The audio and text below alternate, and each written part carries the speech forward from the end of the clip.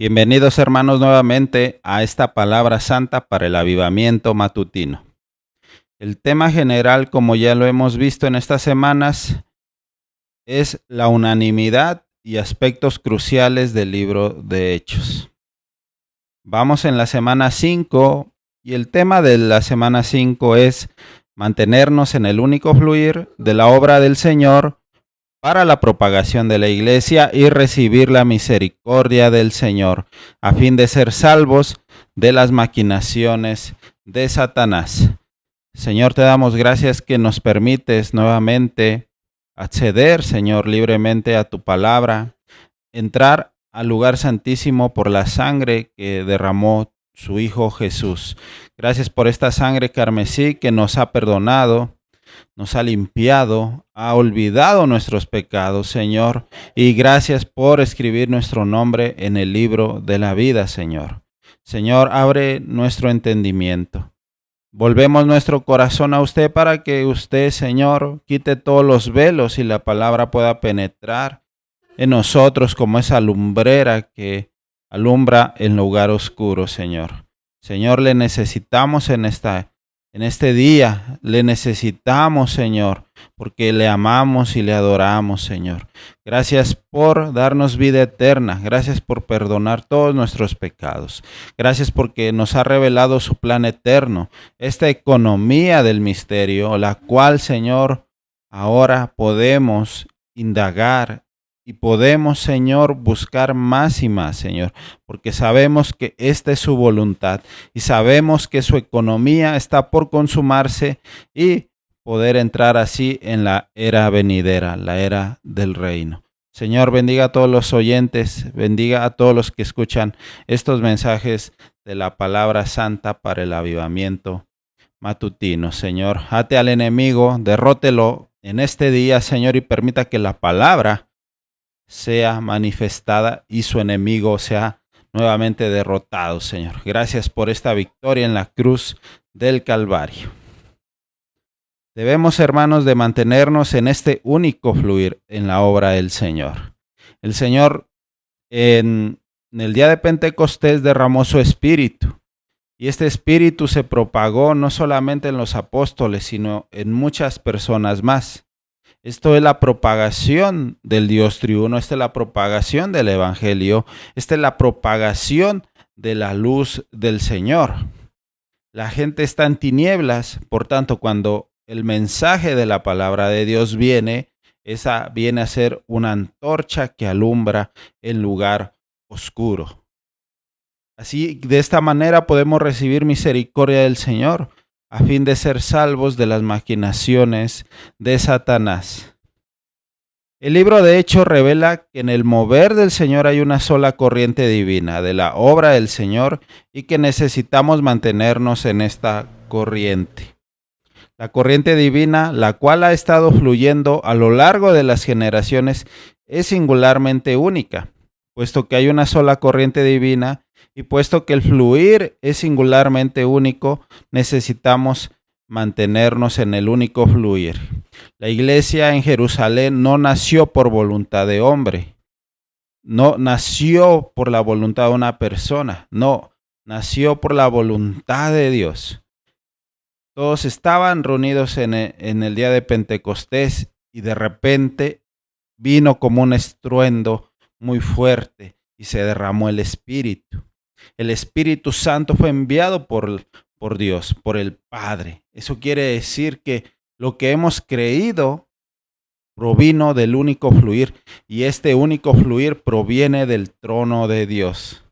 Era imposible que viniera el Espíritu Santo, era imposible que nosotros participáramos de este fluir de vida si Cristo no hubiera participado del procedimiento o del proceso que el Señor, el Padre, le había encomendado. Pero ahora que estaba a la diestra del Padre en resurrección y en ascensión, Él pudo enviar al Espíritu Santo de Dios y derramarlo, no solamente hace 2000 años en el día de Pentecostés, sino que todos los que creemos en el Evangelio y nos hemos arrepentido de nuestros pecados, el Espíritu Santo ha venido a hacer morada en nosotros. Por tanto, estamos en este fluir, en el recobro del Señor, estamos en este fluir a fin de llevar a cabo la voluntad de Dios en esta tierra.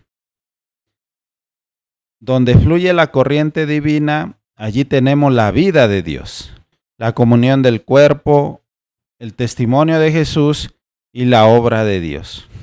Cuando le damos al Señor la preeminencia en todo nuestro ser, tomándolo como nuestro primer amor, Él llega a ser la corriente divina para nosotros, la cual fluye en nosotros y desde nosotros, como las primeras obras. Las primeras obras son obras motivadas por el Señor, que proceden de Él y que lo expresan como nuestro primer amor.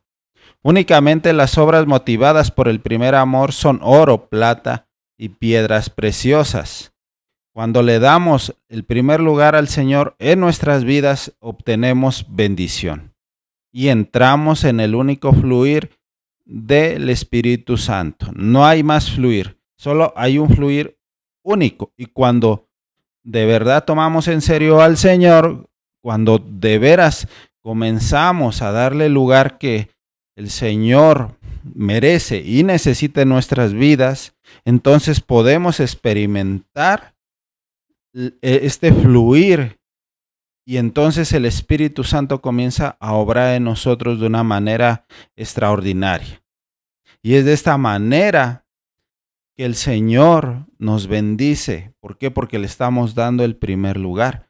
Al Señor se le debe dar la preeminencia, porque Él es el Señor de señores y Rey de reyes. El Señor es maravilloso. El Señor es precioso. Cuando tomamos a Cristo como nuestro primer amor, estamos edificando con oro, plata y piedras preciosas. La plata, el oro y las piedras preciosas pasan por el fuego y permanecen, pero el heno, la hojarasca y la paja, cuando viene el fuego, se queman y no queda nada. Así que el camino que debemos seguir es darle la preeminencia al Señor, es darle nuestro corazón al Señor. El hermano Lee decía que nuestro corazón a veces es muy pegajoso. Si no cuidamos de nuestro corazón, rápidamente las cosas de este mundo se pueden adherir a nuestro corazón. Y sabemos que los deseos de los ojos, la vanagloria de la vida, no proceden de Dios, sino del mundo. Así que debemos estar muy alertas, debemos estar muy pendientes de que nuestro corazón esté continuamente vuelto al Señor. El Señor Jesús dice en la Biblia que derramó su amor en nuestros corazones. Así que tenemos la base del amor para poder seguir al Señor. En nuestro amor natural no podemos seguir al Señor. ¿Por qué? Porque es un amor natural, un amor de la vieja creación. Pero ahora que el Señor ha derramado su amor en nuestros corazones, podemos amarle con todo nuestro ser. Es por eso que el Señor dijo: amarás al Señor tu Dios con todo tu corazón, con toda tu mente y con todas tus fuerzas. Ahora que el amor del Señor está en nosotros, podemos llevar a cabo ese mandamiento. Si Él no nos hubiera salvado, si Él no nos hubiera perdonado y si Él no hubiera derramado su amor en nosotros, no podríamos cumplir ese mandamiento. El fluir de la vida divina, el cual comenzó en el día de Pentecostés y ha estado fluyendo a lo largo de todas las generaciones hasta el día de hoy, es una sola corriente que tiene por finalidad la meta de Dios, de edificar la iglesia con miras a su expresión corporativa. El Señor necesita y requiere una expresión corporativa. Nuestro viejo hombre detiene esta bendición. Nuestro viejo hombre detiene este fluir en nuestras vidas. Si conocemos la palabra de Dios y si nos hemos participado en los libros del ministerio, sabemos que los libros del ministerio nos muestran el camino para crucificar la carne y darle muerte al yo, para que así pueda fluir esta vida divina en nosotros. Este fluir que experimentaron los apóstoles es el mismo fluir que tenemos hoy en día. Este mismo fluir está fresco, está viviente, está radiante y nos fortalece y nos lleva cada día de gloria en gloria y de victoria en victoria. El Señor siempre es viviente, siempre es fresco y siempre espera que nosotros volvamos todo nuestro ser a Él para participar del espíritu de vida, el espíritu que nos trae gozo.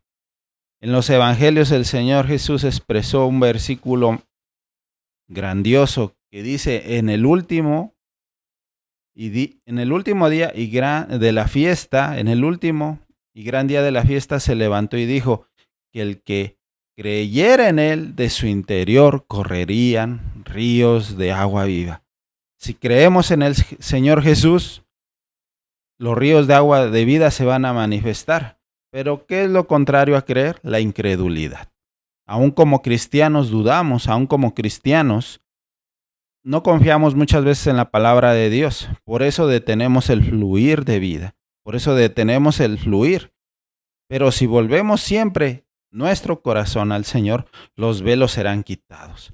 Si volvemos nuestro corazón y ponemos la mirada en el Señor, el Espíritu Santo nos consolará, nos fortalecerá, nos animará, nos pastoreará y nos llevará a fuentes de agua de vida. Así que debemos hacer a un lado la incredulidad, porque eso detiene el fluir de vida. El principio rector básico de la iglesia es que ella es eterna y universal, por lo cual la iglesia debe propagarse constantemente en la tierra.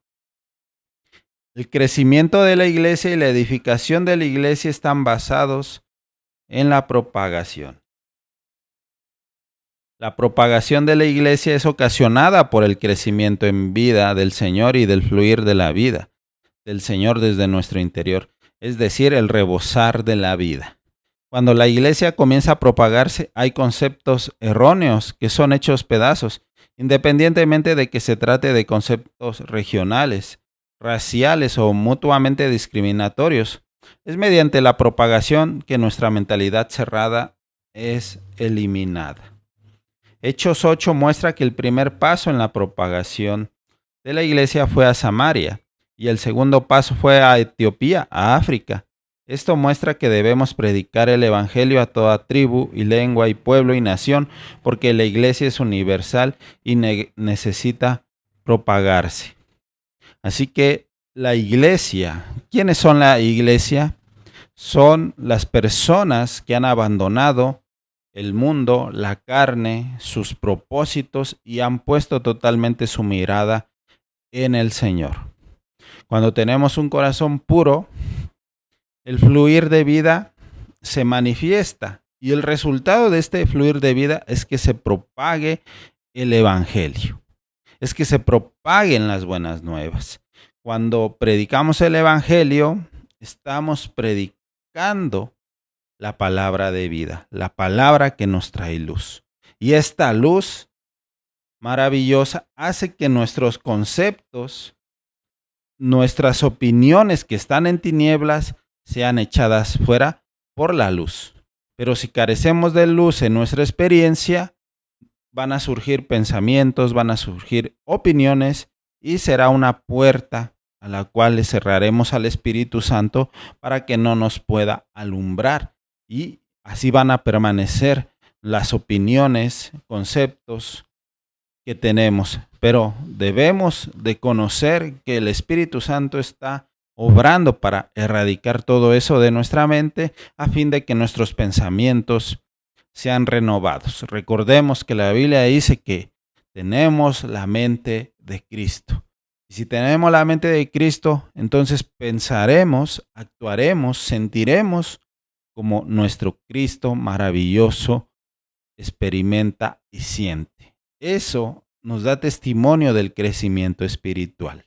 Es por eso que debemos permanecer en el único fluir. Así que la propagación de la iglesia no debe permanecer en un solo lugar. Los apóstoles, por la dirección del Señor, fueron y predicaron a un etíope, en específico Felipe fue y predicó a un etíope. ¿Quién era un etíope? Era una persona gentil, una persona que no era judía.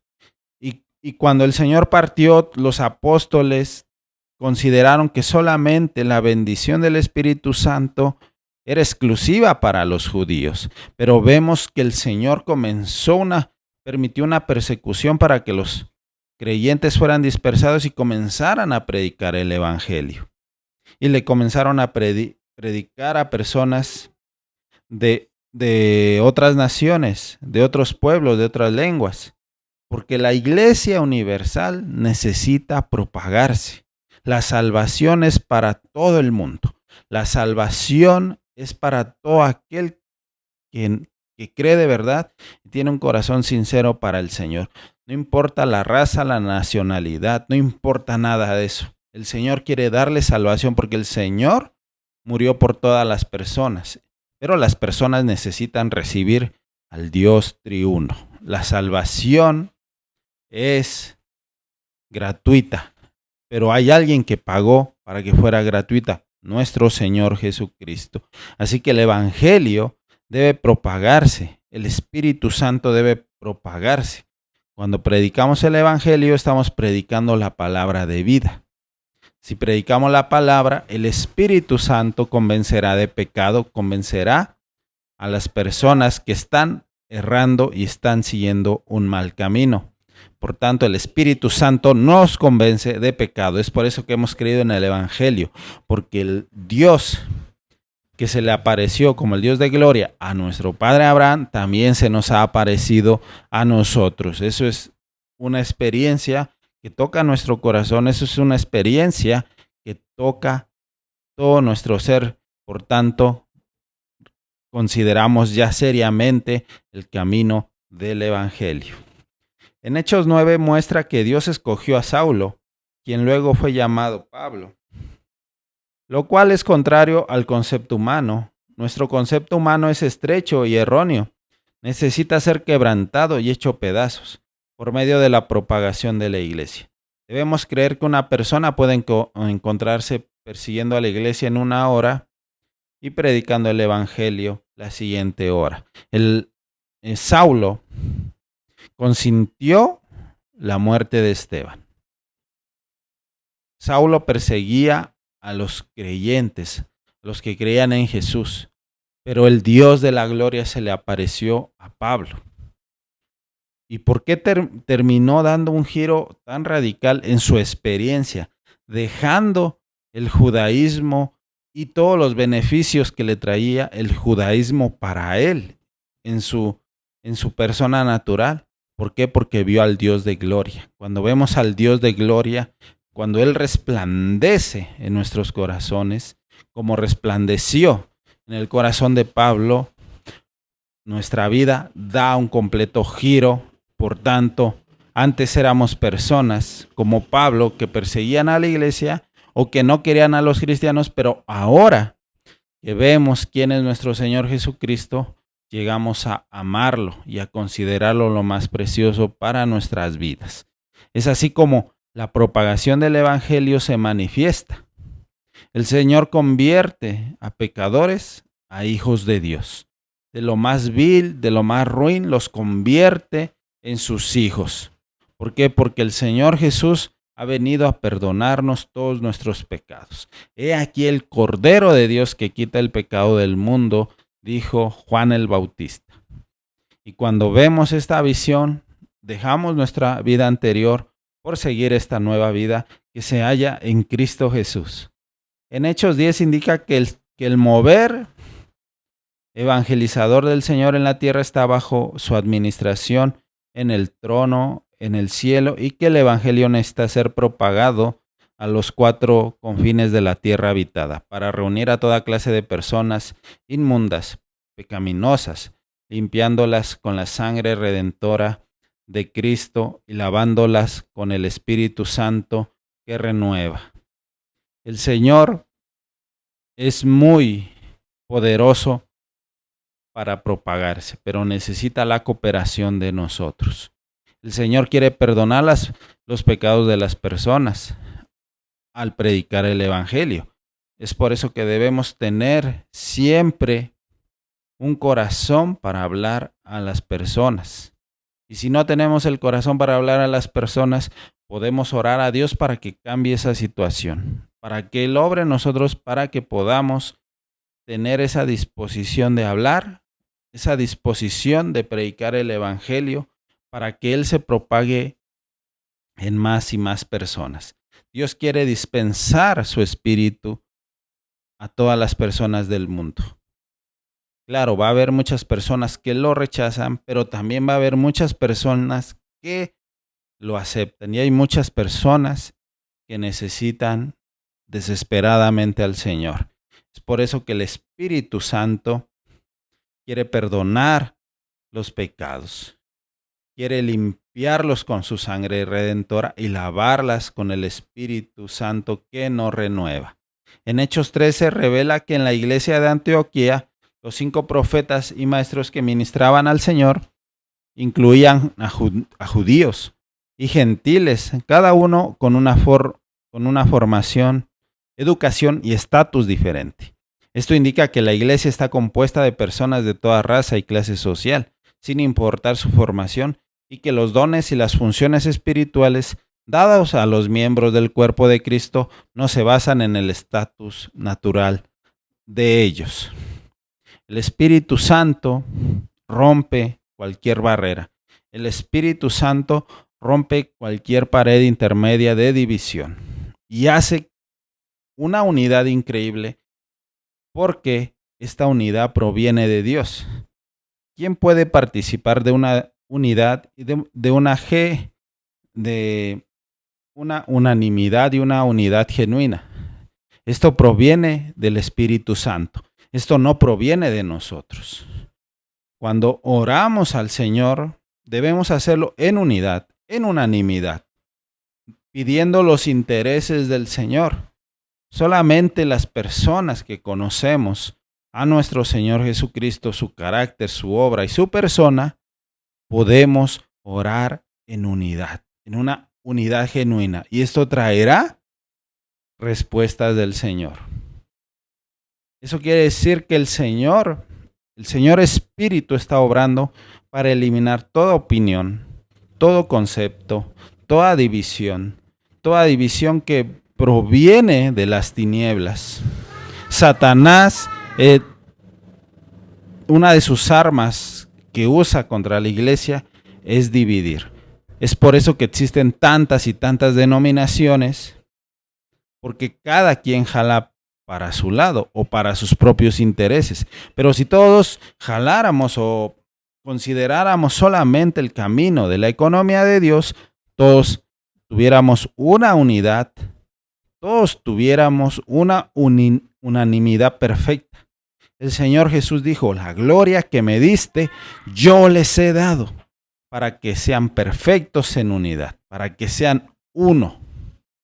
Yo en ellos y tú en mí, para que el mundo conozca que tú me enviaste y que los has amado a ellos como a mí también me has amado. La estrategia de Satanás es dividir a los cristianos, es mantenerlos en tinieblas, es mantenerlos en denominaciones, mantenerlos en división, porque Satanás sabe que si hay una unidad y una unanimidad, viene a ser su derrota.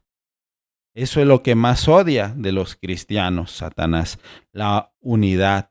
Y podemos ver cómo los apóstoles del Señor y todos los santos y miembros del cuerpo de Cristo en el libro de Hechos trastornaban el reino de Satanás y trastornaban a todos esos principados gentiles que estaban operando para que el evangelio no progresara. Pero Satanás no podía resistir a tal unidad, a tal unanimidad, porque el Espíritu Santo estaba detrás de esa unidad maravillosa.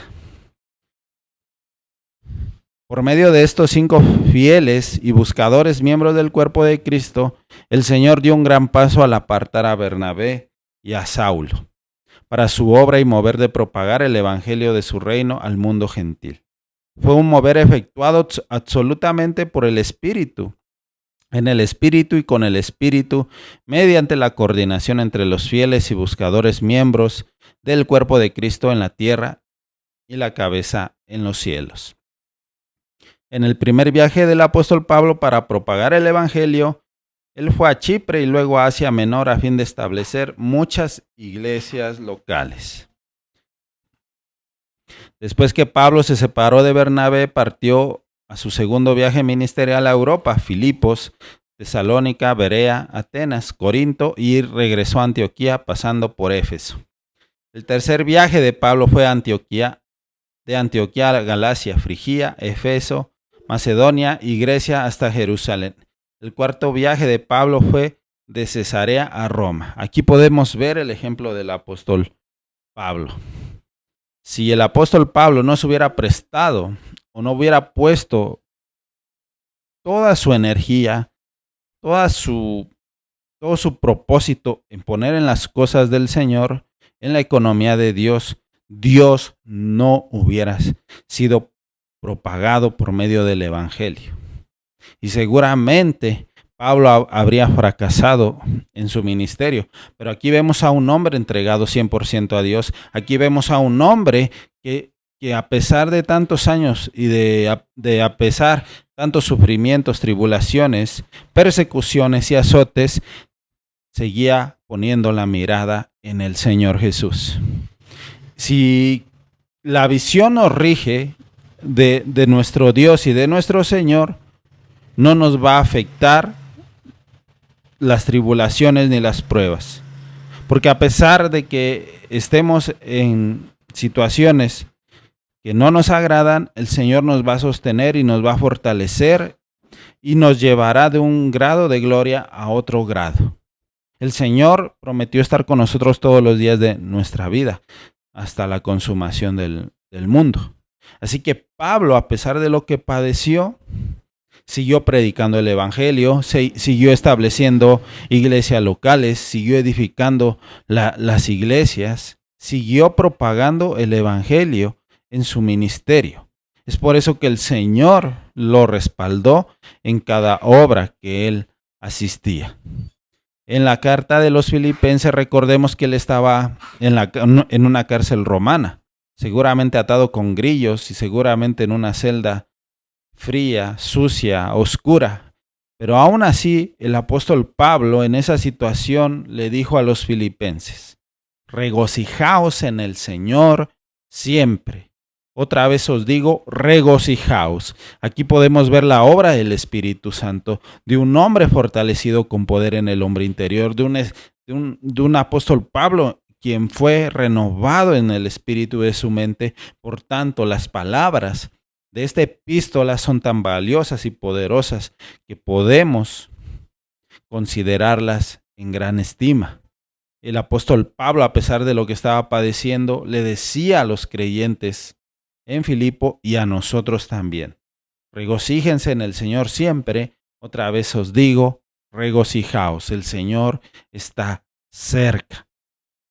Ahí tenemos un claro ejemplo de una persona entregada al Señor, que a pesar de su situación seguía lleno del Espíritu Santo, seguía fortalecido con poder en el hombre interior y experimentaba las riquezas de la resurrección, de la ascensión y de la entronización.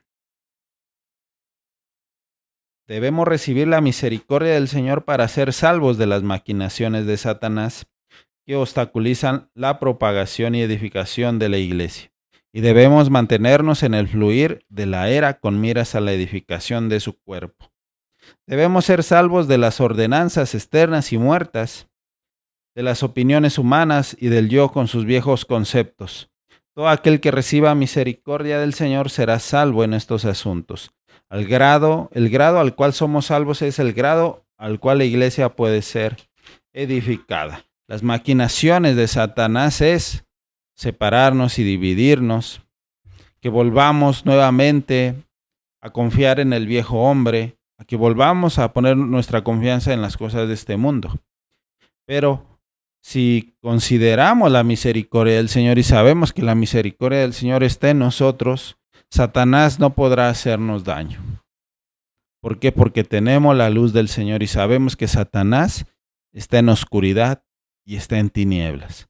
Por tanto, cuando Satanás quiera dividirnos por medio de sentimientos humanos caídos, por medio de opiniones humanas caídas, sabremos cómo reaccionar y no permitiremos que sus maquinaciones vayan a más. Debemos aprender la lección de Pedro para ser salvos de los velos de nuestras tradiciones religiosas y de nuestra vieja formación, de modo que podamos ver y vivir bajo la visión de la economía de Dios a fin de asirnos a la verdad del Evangelio. Debemos aprender de la lección de Bernabé para ser salvos de las opiniones humanas y de las relaciones naturales. Las discusiones originadas entre los colaboradores por causa de las relaciones personales son terribles. Debemos recordar esto bien. La Biblia dice que Satanás vino a robar, matar y destruir, y que él anda como león rugiente, tratando o viendo a quien devorar. Si consideramos esto, estaremos alertas, estaremos conscientes de los ataques y las maquinaciones que Satanás quiera sembrar entre nosotros. Él quiere dividir a los hermanos con opiniones, con sentimientos que están en tinieblas.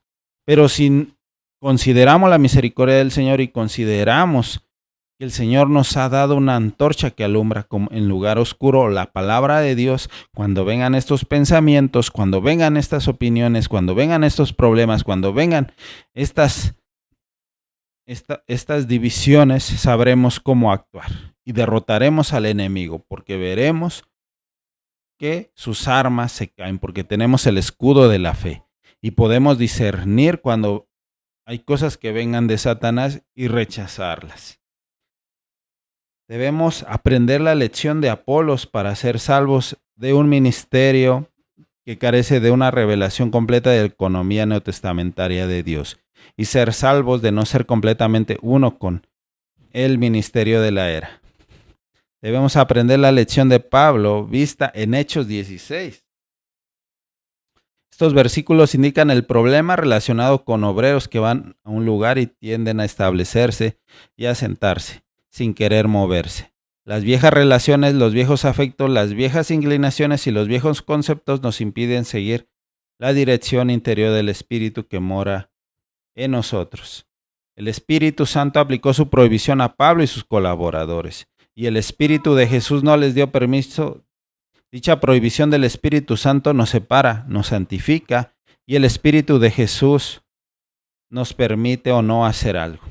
Si tenemos una buena comunión con el Señor, si mantenemos una relación muy estrecha con nuestro Señor Jesucristo, el Espíritu Santo nos va a decir no. No vayas por aquí, no hagas esto, no consideres esto. Pero también nos va a decir sí a muchas cosas, pero esto viene de Él. Nos va a decir también, ve por allá, ve y predica esto, ve y edifica la iglesia, ve y di esto. Tanto la prohibición del Espíritu Santo al decir no, tanto la bendición del Espíritu Santo al decirnos que sí, viene de la comunión diaria y continua con nuestro Señor Jesucristo. Muchas veces ya el Espíritu Santo no nos restringe porque no vivimos en su presencia, porque no permanecemos en su presencia.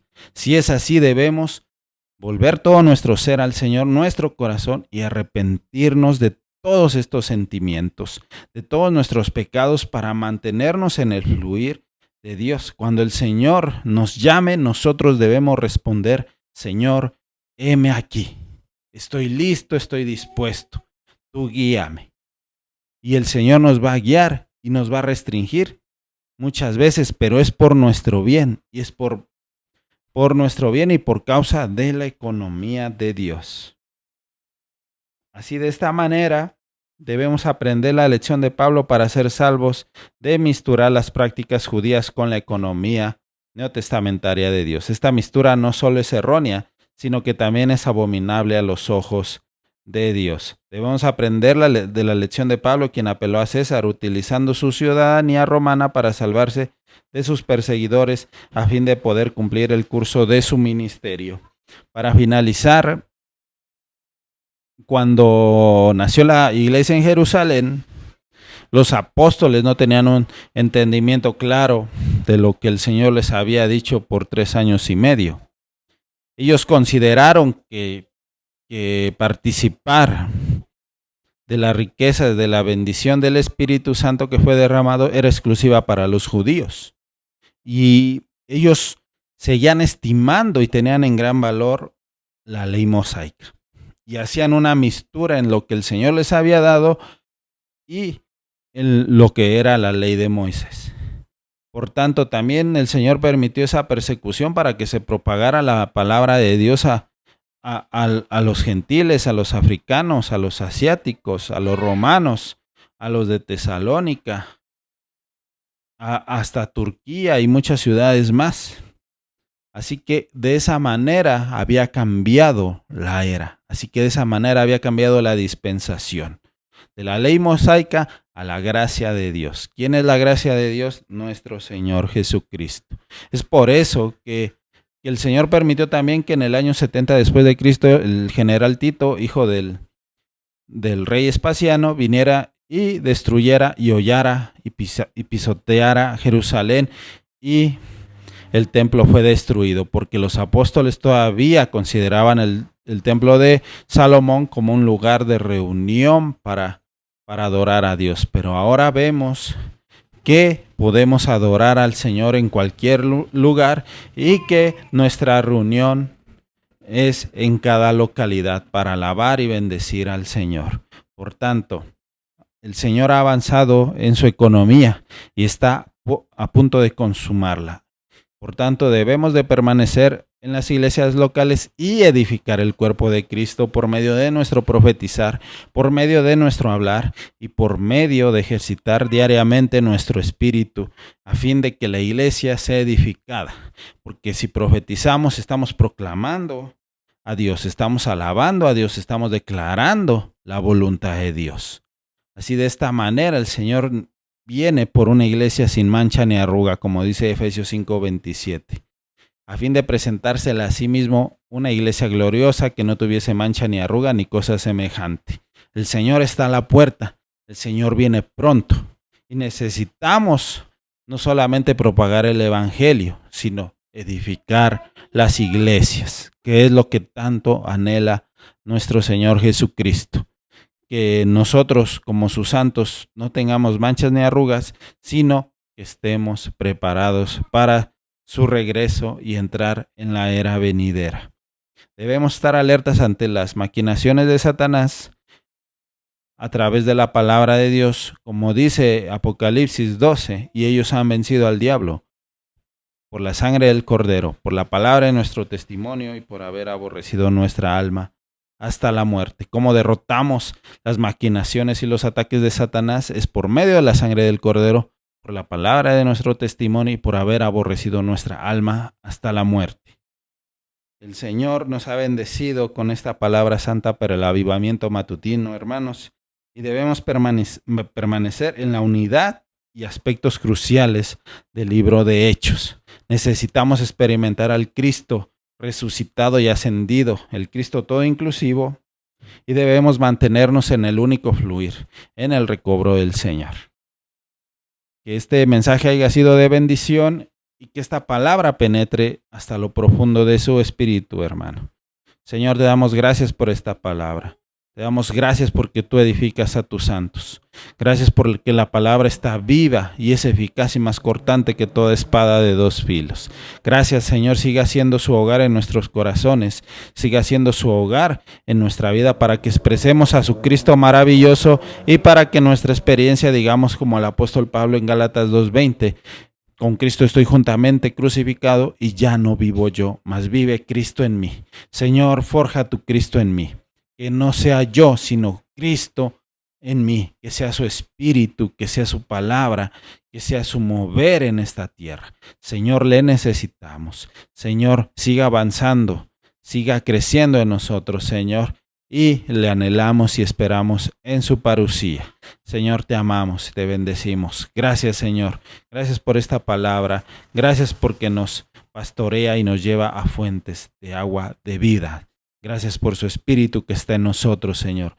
Gracias porque nos sigue hablando. No tenemos un Dios mudo, tenemos un Dios viviente, el autor de la vida. Y ahora podemos verle cara a cara. Job dijo, de oídas te había oído, mas ahora mis ojos te ven. Los que confían en Jehová son como el monte de Sión que no se mueve, sino que permanece para siempre. Amén.